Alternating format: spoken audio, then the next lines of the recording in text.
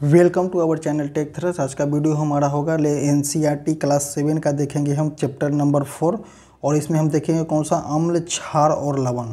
अब देखते हैं अम्ल के बारे में क्या बोला जाता है, क्षार के बारे में क्या बोला जाता है, लवण के बारे में क्या बोला जाता है। इस टॉपिक से एग्ज़ाम में बहुत सारे क्वेश्चन देखने को मिलते हैं, हर एक एग्ज़ाम में देखने को मिलते हैं। और यहाँ तक कि 7th क्लास के बच्चा के लिए भी ये टॉपिक बहुत इम्पोर्टेंट है और उसको घर के बारे में ज्ञान मिलता है, घरेलू चीज़ों के बारे में ज्ञान मिलता है कि कौन सा किसका स्वाद कैसा है या स्वाद कैसा, किस चीज़ का स्वाद कैसा है। अपने दैनिक जीवन में नींबू, इमली, नमक, शक्कर और सिरके जैसे अनेक पदार्थों का उपयोग करते हैं। क्या आप इन सबका स्वाद एक समान होता है? आइए हम इस सारणी में सूचीबद्ध करेंगे। कुछ खाद्य पदार्थों के स्वाद पर आप ध्यान दें। यदि आपने इनमें से किसी भी खाद्य पदार्थ का स्वाद नहीं चखा हो तो आप उसे चखिए और परिणाम ज्ञात कीजिए कि किसका कौन सा टेस्ट है, कौन सा खट्टा है, कौन सा कड़वा है, कौन सा नमकीन है, किसका टेस्ट मीठा है, किसका टेस्ट तीता है। इसके बारे में हम देखेंगे। हम एक थोड़ा सा हम देखेंगे वार्निंग क्या दिया हुआ है। जो स्टूडेंट हैं 7th क्लास के बच्चा हैं उनके लिए वार्निंग क्या दिया हुआ है। किसी भी वस्तु को तब तक मत चखिए जब तक कि आपको ऐसा करने के लिए आपसे कहा नहीं जाए। 7th क्लास के बच्चा इम्पोर्टेंट है, आप इसको केयर करके सुनिएगा कि किसी भी वस्तु को तब तक मत चखिए जब तक कि ऐसा करने के लिए आपसे कहा न जाए। तो आपको कौन बोलेंगे कहने के लिए? आपको क्लास में टीचर बोलेंगे करने के लिए। ये सब प्रैक्टिकल का एक भाग है, तो आपको टीचर ही बोलेंगे सब चीज़ करने के लिए। और सेकंड क्या बोलते हैं, किसी भी वस्तु को तब तक आप स्पर्श ना करें जब तक कि ऐसा करने के लिए आपसे कहा नहीं जाए। इसका कहने का मतलब है कि आपको जब तक बोला ना जाए तब तक आप ना टेस्ट करें, जब तक आपको बोला ना जाए तब तक आप किसी वस्तु को स्पर्श ना करें कि हो सके ज़्यादा गर्म हो सकता है। इसलिए आपके क्षति के लिए आपको बताया गया है, क्योंकि आप बी केयरफुल रहें और पंक्चुअल रहें, जो बोला जाए अनुशासन में रहें। आप देखेंगे कि इनमें से कुछ पदार्थों का स्वाद खट्टा हो जाए, कुछ पदार्थों का स्वाद खट्टा रहेगा, कुछ पदार्थों का कड़वा होगा, कुछ पदार्थों का मीठा होगा। तो हम इसे कैसे पहचानेंगे, हम आइए देखते हैं। पहले हम देखेंगे क्या अम्ल और क्षार के बारे में देखते हैं क्या बोला जाता है। दही, नींबू का रस, संतरे का रस और सिरके का स्वाद कैसा होता है? खट्टा होता है। इन पदार्थों का स्वाद खट्टा इसलिए होता है क्योंकि इसमें क्या होता है, इसमें अम्ल होता है। ऐसे पदार्थों को रासायनिक प्रकृति क्या होती है? अम्लीय होती है। एसिड शब्द की उत्पत्ति लैटिन शब्द एसियर से हुई है, जिसका अर्थ एसी शब्दों की उत्पत्ति किससे हुई है? एसियर से हुई है, जिसका अर्थ होता है क्या? खट्टा। इन पदार्थों में पाए जाने वाले प्रकृति कैसे होते हैं? अम्ल होते हैं। तो अम्ल किस में पाए जाते हैं? नींबू के रस में हो गए, दही में हो गए, सिरके में हो गए। इसके बारे में हम डिटेल्स में देखेंगे कि नींबू में कौन सा रस पाया जाता है, नींबू में कौन सा अम्ल पाया जाता है, दही में कौन सा अम्ल पाया जाता है। हम आगे देखेंगे, लेकिन पहले हम देख लेते हैं कि ये लोगों का रासायनिक प्रकृति जो होती है अम्लीय होती है, जिसके कारण ये लोग अम्लीय होते हैं। आप देखेंगे खाने वाला सोडा आप लोगों ने बहुत यूज की होगी, जो कि बेकरी में खाने वाला सोडा यूज किया जाता है या निमकी बनाने में यूज किया जाता है। खाने वाला सोडा कैसा होता है? क्या आपने स्वाद भी खट्टा, इसका भी स्वाद खट्टा है? यदि नहीं तो इसका स्वाद कैसा है? क्योंकि इसका स्वाद खट्टा नहीं है, जिसका मतलब है कि इनमें कोई अम्ल नहीं है। जिसमें कोई स्वाद खट्टा नहीं है तो स्वाभाविक है कि वो अम्ल नहीं है। जिसका स्वाद कड़वा है, यदि आप इसके विलयन को अंगुली के बीच रगड़े, अगर इसके विलयन जो होता है, कौन सा विलयन? बेकिंग सोडा के विलयन को अगर अंगुली के बीच रगड़िएगा, चुटकी जो बोलते हैं, उसके बीच रगड़िए तो इसका कैसा होता है? साबुन जैसा चिकनाहट निकलता है। ऐसे पदार्थ जिसका स्वाद कड़वा होता है। अब हम देखेंगे हैं ऐसे पदार्थ जिसका स्वाद कड़वा होता है और जो स्पर्श करने पर साबुन जैसा लगने लगे, क्या कहलाएगा? क्षारीय कहलाएगा। और इसकी प्रकृति कैसा होता है? क्षारकीय प्रकृति होता है। तो ये सब जो क्वेश्चन जो है हर एक, ये सब जो लाइन जो है हर अपने आप में इम्पोर्टेंट लाइन है, क्योंकि एग्ज़ाम ओरिएंटेड ये सब लाइन जो है, अब जो क्वेश्चन का मोड जो है वो बहुत पूरी तरह से चेंज कर दिया गया है, क्योंकि ये सब को जो स्टेटमेंट वाइज में क्वेश्चन आता है कि इनमें से कौन होगा, एक और दो दोनों होगा, तो वही सब क्वेश्चन जो है स्टेटमेंट में बनता है। तो अगर आप ऊपर से पढ़े रहेंगे तो नहीं बनेगा, इसीलिए आपको डीपली पढ़ाया जा रहा है और आप इस चीज़ को पढ़ें। अब देखते हैं नेक्स्ट क्या बोल रहा है। यदि आपने किसी पदार्थ को चख नहीं सकते हो तो उसकी प्रकृति को आप कैसे ज्ञात कर सकते हो? अगर हम किसी वस्तु को नहीं चख सकते हैं, विदाउट चखे हम कैसे किसी चीज़ का प्रकृति बता सकते हैं कि अम्लीय है, क्षारीय है? तब उसके बारे में हम देखते हैं कि क्या बोल रहा है। कोई पदार्थ अम्लीय है अथवा क्षारीय है, इसका परीक्षण करने के लिए विशेष प्रकार के पदार्थों का उपयोग किया जाता है। उसे क्या बोलते हैं? ये पदार्थ क्या बोलते हैं? सूचक कहलाते हैं। सूचकों को जब अम्लीय अथवा क्षारकीय पदार्थ विलयन में मिलाया जाता है तो उसका रंग बदलता रहता है। तो इसको कौन कौन से रंग बदलता रहता है? तो कौन कौन से हो जाएगा? हल्दी हो जाएगा, लिटमस हो जाएगा और गुड़हुल हो जाएगा। गुड़हुल एक फूल है, गुड़हुल का फूल जो हम लोग बोलते हैं वही गुड़हुल है। गुड़हुल की पंखुड़ी आदि एक प्राकृतिक रूप से पाए जाने वाले सूचक हैं। तो एग्जाम में पूछेगा कौन कौन से प्राकृतिक सूचक है, तो हल्दी प्राकृतिक सूचक हो जाएगा, लिटमस जो है प्राकृतिक सूचक हो गया, और थर्ड वन क्या है? गुड़हुल है, जो नया नाम दिया गया है गुड़हुल, ये भी एक प्राकृतिक सूचक है। आप इसके थ्रू बता सकते हैं कि किसी भी विलयन का प्रकृति अम्लीय है या क्षारीय है। अब नेक्स्ट हम देखते हैं क्या बोलता है। हाँ, अब हम देखते हैं कि क्या आप जानते हैं कि अम्ल का नाम दिया हुआ है और उसके द्वारा उसके पदार्थ का नाम दिया हुआ है कि किसमें पाया जाता है। जैसे एसिटिक अम्ल, एसिटिक एसिड भी बोल सकते हैं, इसको एसिटिक अम्ल बोल सकते हैं। अम्ल को इंग्लिश में एसिड बोला जाता है। तो एसिटिक अम्ल हो गया क्या? सिरका। एसिटिक अम्ल किस में मिलता है? तो सिरका में मिलता है। फॉर्मिक अम्ल किस में मिलता है? तो चींटी के डंक में फॉर्मिक अम्ल मिलता है। साइट्रिक अम्ल किस में मिलता है? नींबू कुल के फल जैसे संतरे, नींबू आदि इस समय साइट्रिक एसिड मिलता है। लैक्टिक अम्ल किस में मिलता है? तो लैक्टोबैसिलस जीवाणु के कारण लैक्टिक अम्ल मिलता है। किस में मिलता है लैक्टिक अम्ल? तो दही में लैक्टिक अम्ल मिलता है। पालक में ऑक्जेलिक अम्ल मिलता है। एस्कॉर्बिक एसिड, विटामिन सी किस में मिलता है? आंवला में हो गया। सिट्रस फल जैसे कि ये नींबू वाले सब चीज़ में साइट्रस फल में विटामिन सी मिलता है। इस विटामिन सी को क्या बोलते हैं? एस्कॉर्बिक एसिड बोलते हैं। टार्ट्रिक एसिड किस में मिलता है? अंगूर में टार्ट्रिक एसिड मिलता है। इमली में टार्ट्रिक एसिड मिलता है और कच्चे आम में टार्ट्रिक एसिड मिलता है। सेव में कौन सा एसिड मिलेगा? तो सेव में मौलिक एसिड इस सेव में मिलता है। इसी तरह से हम एसिड के जानेंगे कि कौन सा एसिड किस पदार्थ में पाया जाता है। अब देखते हैं हम इसके बारे में कुछ बेस के बारे में देते हैं। बेस मतलब कि क्षार के बारे में हम देखते हैं कि किस चीज़ में कौन सा क्षार पाया जाता है। तो कैल्शियम हाइड्रोक्साइड किस में पाया जाता है? चूने के पानी में कैल्शियम हाइड्रोक्साइड पाया जाता है। अमोनिया हाइड्रोक्साइड किस में पाया जाता है? तो खिड़की के कांच आदि साफ करने में अपमार्जक मतलब कि साबुन वगैरह में, सर्फ वगैरह में, सर्फ अपमार्जक उसी को बोला जाता है, उसमें अमोनिया हाइड्रोक्साइड पाया जाता है। सोडियम हाइड्रोक्साइड, पोटेशियम हाइड्रोक्साइड किस में पाया जाता है? साबुन में पाया जाता है। मैग्नीशियम हाइड्रोक्साइड को क्या बोलते हैं? मिल्क ऑफ मैग्नीशियम भी बोला जाता है या दूधिया मैग्नीशियम भी बोला जाता है। तो कहने का मतलब है कि जितना हाइड्रोक्साइड लगा रहेगा वो सब क्या हो जाएगा? वो सब का प्रकृति क्या हो जाएगी? क्षारीय हो जाएगा, जैसा कि हमने आपको बताया। अब आगे हम देखते हैं ये सब जो है ये सब एग्ज़ाम में देखने को मिलता है और स्टूडेंट जो 7th क्लास के स्टूडेंट हैं उनको भी ये सब देखने को मिलेगा। तो आप इसको एक तरीक़ा से याद करके रखें, क्योंकि बहुत ही बेस्ट है ये लोग। हमारे आसपास के प्राकृतिक सूचक, हमारे आसपास के क्या है? प्राकृतिक सूचक है। लिटमस क्या है? लिटमस एक प्राकृतिक रंजक है। लिटमस एक प्राकृतिक रंजक है। सबसे समान रूप में उपयोग किए जाने वाले प्राकृतिक सूचक कौन सा है? लिटमस होता है। लिटमस क्या है? इसे लाइकेन भी बोलते हैं लिटमस को।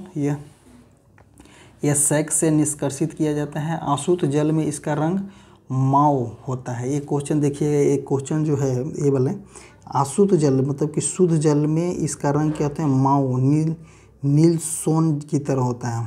किसका? लाइकेन का जो होता है रंग, लाइकेन का आसुत जल में माओ जैसा होता है। एक एग्जाम में देखने को ये वाले जो है, ये वाला जो है एग्जाम में देखने को बहुत मिला है, तो इसको ध्यान में दीजिएगा। अम्लीय विलयन में, जब इसे अम्लीय विलयन में डाला जाता है तो ये लाल हो जाता है।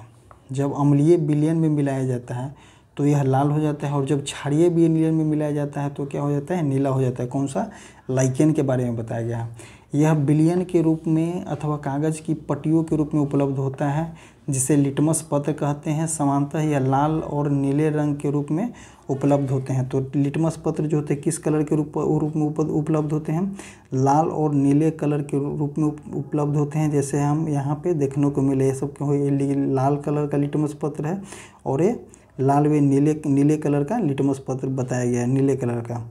अब देखते हैं हम आप किस तरह से, जैसे एक प्रयोग करके बताया गया है।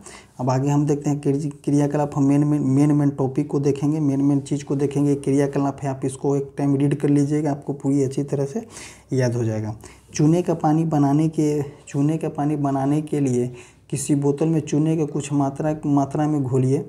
विलयन की भली भांति हिलाकर कुछ देर तक रखा रहने दीजिए। अब बोतल के ऊपरी भाग को कुछ द्रव को किसी बर्तन में निधार लीजिए।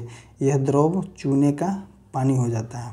अब देखते हैं हम इसमें क्या बोलते हैं। आपने परीक्षण के जरिए नोट कीजिए, क्या आपने सूची में कुछ ऐसे विलयन है जिसका लिटमस पत्र पर कोई प्रभाव नहीं पड़ता है।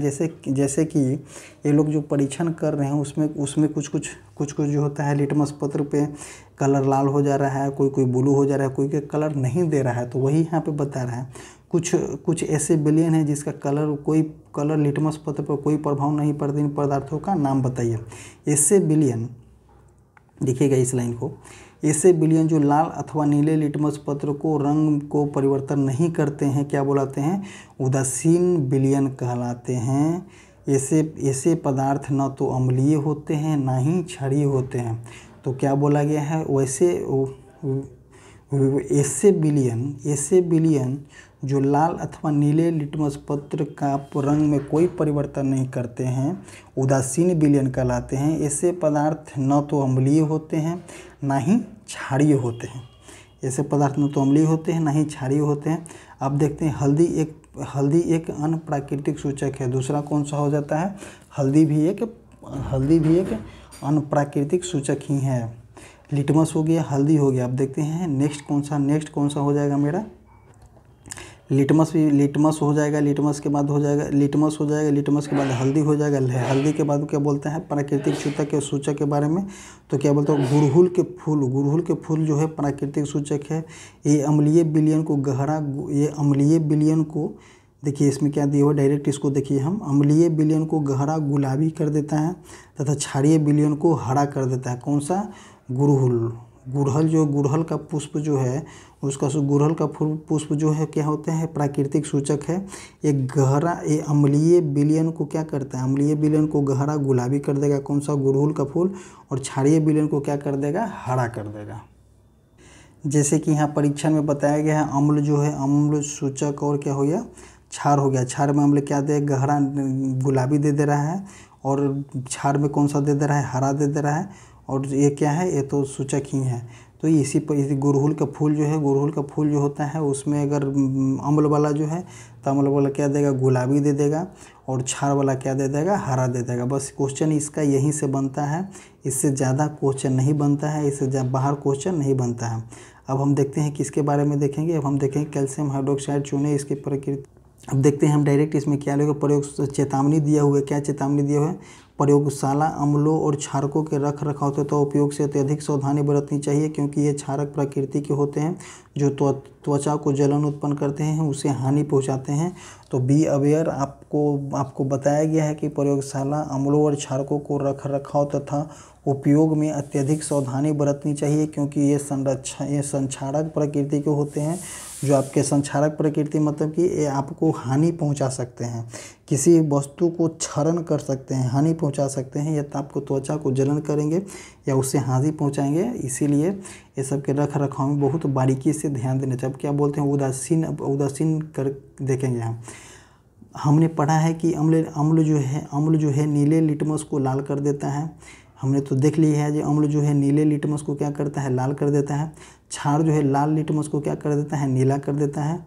अब यह देखें कि किसी विलयन को किसी अम्ल को किसी क्षार के साथ मिलाया जाता है। अब देखिए क्या बोलते हैं, अब किसी अम्ल को जो है किसी क्षार के साथ मिलाया जाता है, हम उसका सूचक का उपयोग करने जा रहे हैं जिसके लिए जिसका आपने अभी तक प्रयोग नहीं किया। इसे क्या बोलते हैं, फिनोल्फेथिलीन बोलते हैं।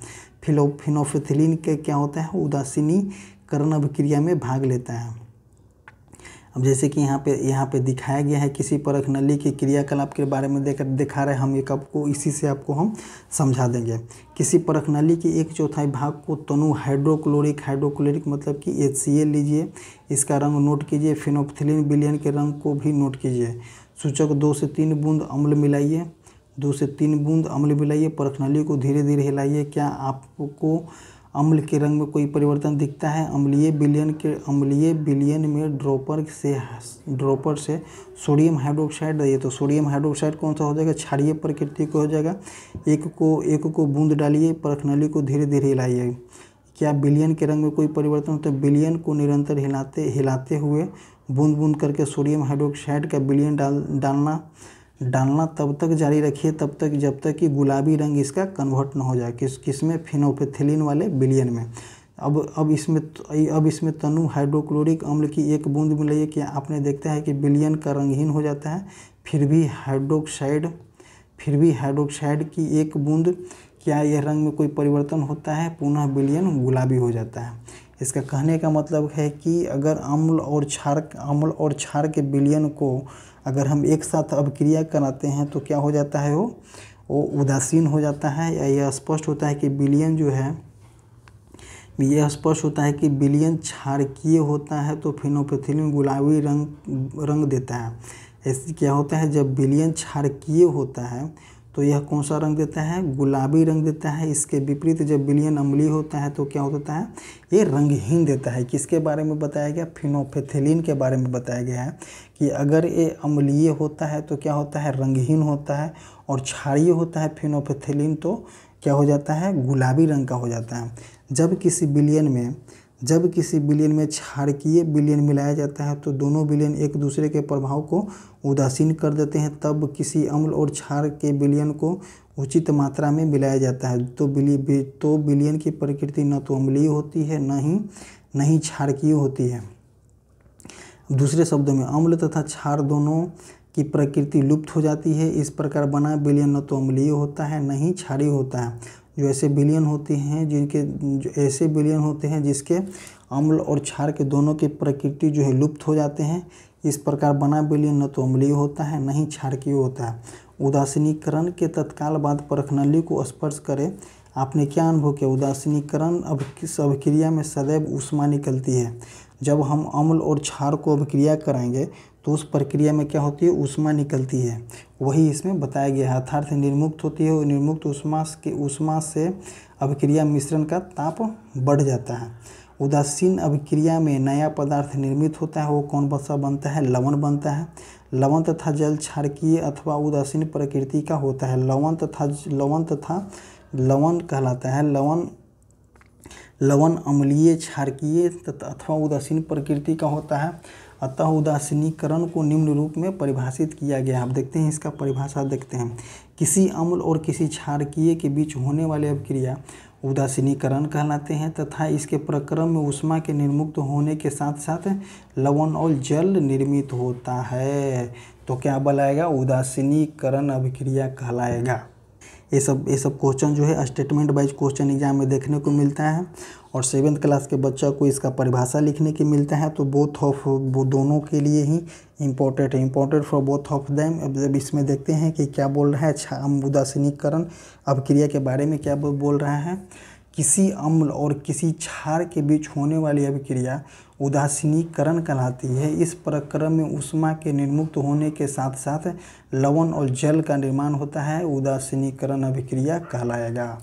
अब आप थोड़ा सा हम देख लेते हैं नोट के बारे में देख लेते हैं कि क्या ये बोलना चाह रहा है।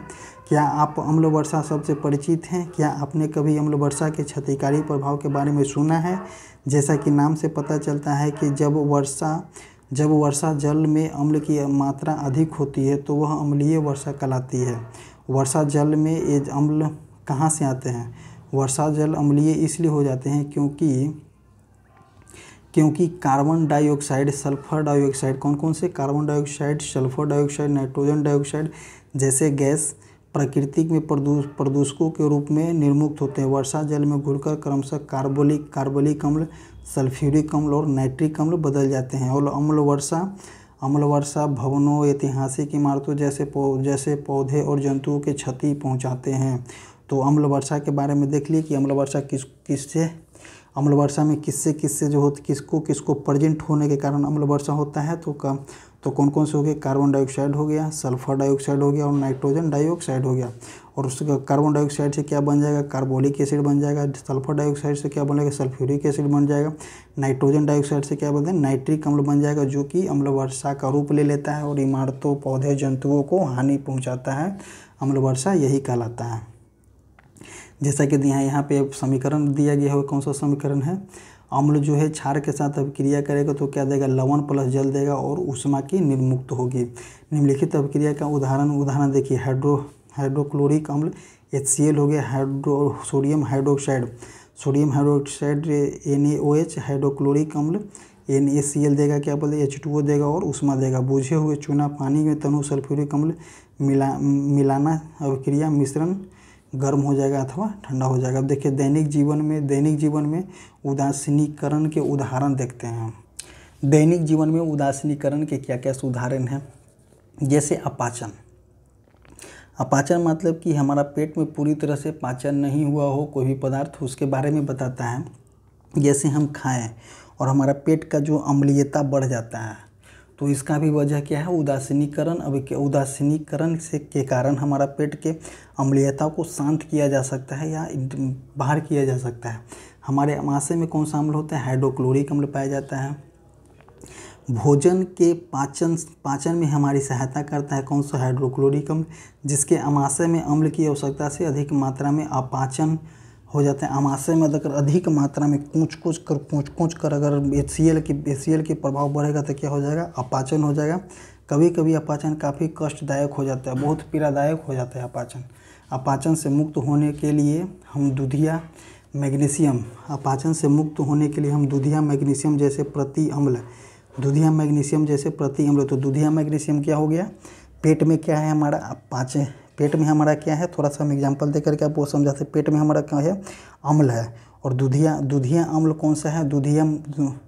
दूधिया मैग्नीशियम कौन सा है? मेरा प्रति अम्ल है। तो प्रति अम्ल बोले तो कौन सा है? क्षार है। जैसे मैग्नीशियम हाइड्रोक्साइड होता है, यह अत्यधिक अम्ल के प्रभाव को उदासीन कर देता है। जब यहाँ पे बताया गया है कि जब अम्ल और क्षार से अभिक्रिया होता है तो क्या होता है? अम्ल और क्षार से अभिक्रिया होता है तो उसका क्या होगा? अम्लीयता की प्रकृति हट जाती है और वो क्या हो जाता है? न्यूट्रल हो जाता है, जिसके कारण पीड़ादायक से लाभ मिल जाता है। अब देखते हैं होगा चींटी के डंक में कौन सा एसिड होता है? तो हम पिछले पेज में बताए थे कि चींटी के डंक में कौन सा होता है? फॉर्मिक एसिड होता है। जब चींटी काटती है तो यह त्वचा में अम्लीय द्रव छोड़ देता है। डंक के प्रभाव को नियुक्त खाने वाले सोडा, जैसे अगर चींटी कोई काटती है तो उस पर अगर आप खाने वाले सोडा जैसे कि सोडियम हाइड्रोकार्बोनेट तथा कैलेमाइन का विलयन मिलाकर उदासीन किया जाता है, जिससे क्या बन जाएगा? जिंक कार्बाइड बन जाएगा। आप देखेंगे मृदा के उपचार में भी कौन सा ये वाले उदासीनीकरण अभिक्रिया फायदा करता है। किस तरह से फायदा करेगा हम देखते हैं इसके बारे में। रासायनिक अभिक्रिया में अत्यधिक उपयोग मृदा को अम्लीय बना देता है। अगर आप रासायनिक उर्वरक आदि अत्यधिक उपयोग कीजिएगा तो मृदा का क्या हो जाएगा? अम्लीय हो जाता है।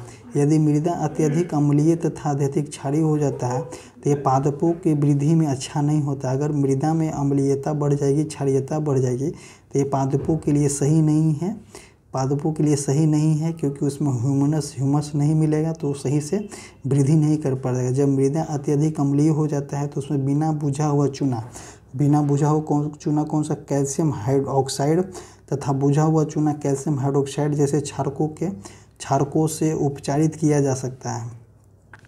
अगर मृदा अम्लीय हो जाता है तो उसमें क्या बोलेंगे, चूना डाल देंगे। चूना कौन सा डालेंगे, कैल्शियम ऑक्साइड या कैल्शियम हाइड्रोक्साइड वाले चूना डाल देंगे, तो क्या हो जाएगा, वो ख़त्म हो जाएगा, अम्लीयता ख़त्म हो जाएगा और पेड़ पौधे वृद्धि करने लगेंगे। यदि मृदा क्षारकीय हो जाते हैं, अगर मृदा जो है क्षारकीय हो जाते हैं तो ऐसे जैव पदार्थ मिलाते हैं, जैसे जैव पदार्थ क्या हो जाएगा, कंपोस्ट खाद हो जाएगा। मृदा में अम्ल निर्मुक्त करते हैं जो उसकी क्षारकीय प्रकृति को उदासीन कर देता है। अब हो गया कौन सा, कारखानों के अवशिष्ट। कारखानों के अवशिष्ट में क्या होता है, कारखाने के अवशिष्ट में अवशिष्ट से क्या निकलते हैं, अम्लीय निकलते हैं। अगर हम इस अम्लीय को डायरेक्ट नदी में छोड़ देंगे तो पेड़ पौधे, जो जलीय जंतु मछली वगैरह हैं, अम्ल के प्रभाव से पूरा नदी को अम्लीय हो जाएगा और अम्ल के प्रभाव से ये लोग मर जाएंगे और हमारा जलीय जीव का हानि होगा। इसीलिए उसको विसर्जन करने से पहले उसमें क्षारकीय पदार्थ मिलाकर उदासीन किया जाता है, उसके बाद विसर्जन किया जाता है। अब हो गया इस तरह से हमारा ये टॉपिक, हमारा ये चैप्टर को समाप्त हो गया। अब इसमें देखेंगे हम प्रमुख शब्द। तो अम्ल क्या है, अम्ल क्या है, अम्ल की प्रकृति कैसे होती है। अम्ल की प्रकृति अम्लीय होती है। अम्ल की प्रकृति कैसी होती है, तो अम्लीय होती है। और देख एक थोड़ा सा हम क्लू बताएंगे। अम्ल क्या हो जाता है, एसिड होता है। एसिड की प्रकृति कैसी होती है, एसिड जो है नीले लिटमस पत्र से अभिक्रिया करके क्या बनाया जाता है, लाल बनाया जाता है। तो ABR एसिड जो है ब्लू हो जाए, नीले लिटमस से अभिक्रिया करके क्या बनाएगी, तो लाल कलर देगा। अम्ल नीले लिटमस को लाल कर देता है। अम्ल जो है नीले लिटमस को लाल कर देता है। और बेस कौन है, क्षार हो गया। ये क्या होता है, ये लाल लिटमस को क्या कर देता है, नीला कर देता है। तो डोंट कन्फ्यूज, यहाँ पे कन्फ्यूज ना होइएगा। तो आप अगर कन्फ्यूज होते हैं तो ये इसको लिखिएगा ABR। एसिड जो है ब्लू कलर देगा, एसिड जो है नीले लिटमस को क्या कर देगा, लाल कलर देगा।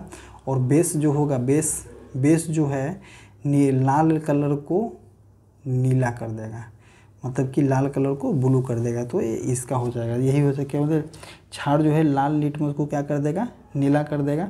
और जो प्राकृतिक सूचक कौन कौन से हो जाएंगे, प्राकृतिक सूचक हो जाएंगे हल्दी, लिटमस और क्या हो जाएगा, गुड़हुल का फूल हो जाएगा। ये लोग क्या हो जाएगा, प्राकृतिक सूचक का कार्य करेगा। प्राकृतिक सूचक हो गया। विलयन उदासीन विलयन क्या कहलाता है, जब लवण और जल को उदासीन विलयन क्या कहलाएगा, जब अम्लीय और क्षारीय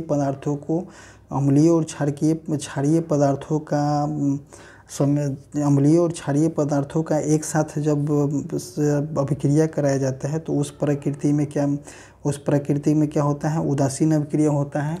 और बहुत सारे ऊर्जा होता है, हीट प्रोड्यूस होता है और लवण और जल का निर्माण करता है, अम्लीय कहलाता है। ये उदासीन अभिक्रिया, उदासीन विलयन कहलाएगा। उदासीन विलयन हो गया।